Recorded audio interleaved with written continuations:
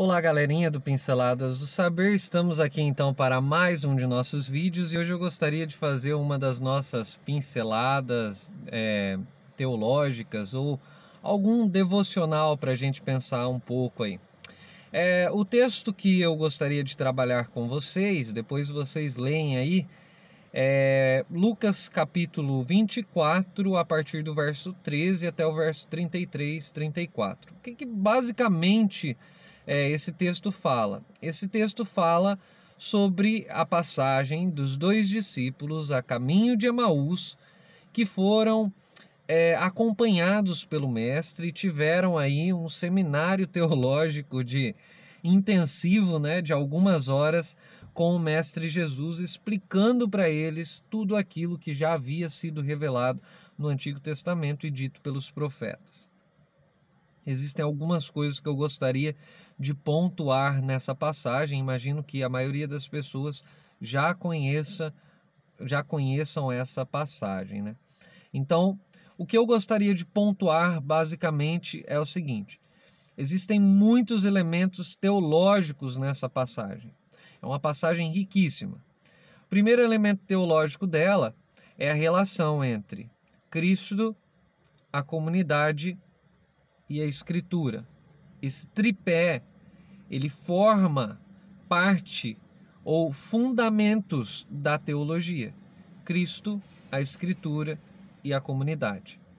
Porque a comunidade, ou nesse caso, os discípulos, só entendem a Escritura por Cristo. Isso é uma verdade.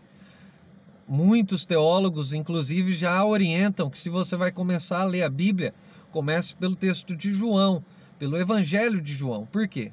Porque o Evangelho de João é essa explicação do que é o Verbo encarnado, do que é Cristo. E aí eles dizem, pela lente de João, pela lente do Novo Testamento, você consegue então compreender as Escrituras. É por Cristo que nós conhecemos a Escritura.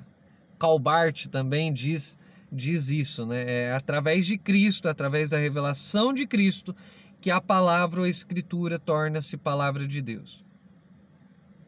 Mas por outra ponta, é também pelas Escrituras que nós conhecemos o Cristo, né? É através das Escrituras que nós temos relatos, que nós temos a sua obra salvífica.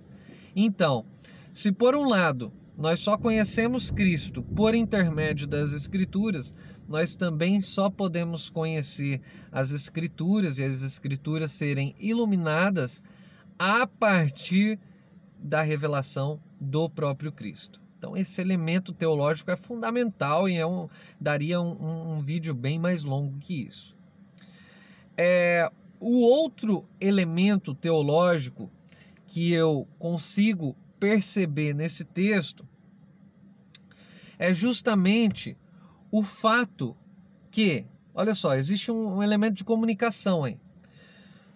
Porque aqueles homens tiveram contato com o melhor pregador da história, que é o próprio Deus. O pregador que pregou para eles durante aquelas horas de caminhada era o melhor pregador da história. Mas isso não foi suficiente para que eles crescem ou para que o olho deles fossem abertos, né? Para que os olhos fossem abertos, descamados, porque o texto diz que eles estavam como que impedidos de enxergarem. Eles não eram pessoas com deficiência visual, mas eles estavam como que pessoas que não conseguiam enxergar a revelação do próprio Deus. Nem mesmo a pregação de Jesus, que aqueceu o coração, foi capaz de descamar os olhos deles. Agora, por outro lado, os olhos começam a enxergar, abre-se a janela dos olhos deles na relação, na intimidade, na mesa, na partilha, na comunhão, na troca, no relacionamento, no encontro, né? Então tem esse elemento aí interessante se a gente for pensar nessa passagem. Mas há ainda outros elementos teológicos dentro desse texto, que nós poderíamos também dizer: esse texto ele é interessante na medida em que Cristo se revela na mesa deles, né? Cristo se revela na comunhão, Cristo se revela no afeto, no encontro. E também há o elemento do fato de que Cristo desaparece. Quando revela-se Cristo, Cristo desaparece da frente deles. E aí é interessante que Cristo desaparece da frente deles para habitar dentro deles, porque agora eles serão os propagadores de uma mensagem viva de fé e de esperança. O outro elemento fundamental do texto, para mim, é que Deus não abandonou a humanidade. Nesse sentido, o deísmo está completamente errado. A crença de que Deus criou o mundo e o mundo, por ser mal, Deus o abandonou às suas próprias leis, é uma crença completamente antagônica ao cristianismo e ao evangelho. Porque a mensagem do evangelho é justamente que Deus não abandonou a história, que Deus é o Senhor da história, que Deus é o Senhor da vida, que Deus é o Senhor de tudo o que existe. E tudo o que existe louva ao Senhor. E que todo o joelho e toda a língua haverá de confessar esse grande mistério de que Deus se encarnou em Cristo e que Cristo é o Senhor, que ganhou um nome que está acima de todo nome no céu, na terra e embaixo da terra, e que será adorado porque Ele é digno de honra, de glória, de louvor. Ele é majestoso, Ele é glorioso. A verdade desse texto é a verdade de que Deus não abandonou as nossas vidas.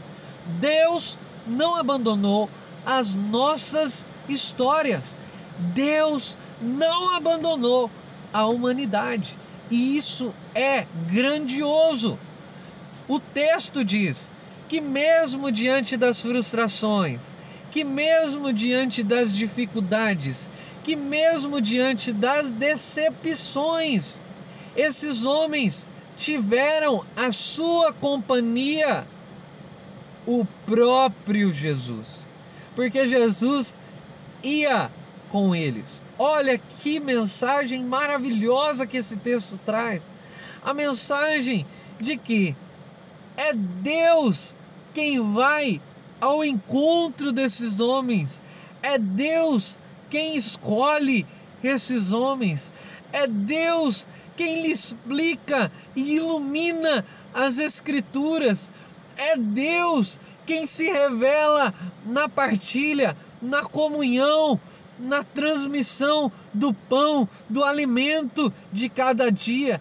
É Deus quem deseja se mostrar. Se há alguém interessado no relacionamento entre mim e Deus, entre você e Deus, pode ter certeza que o maior ou o que mais importa com isso não sou eu e não é você.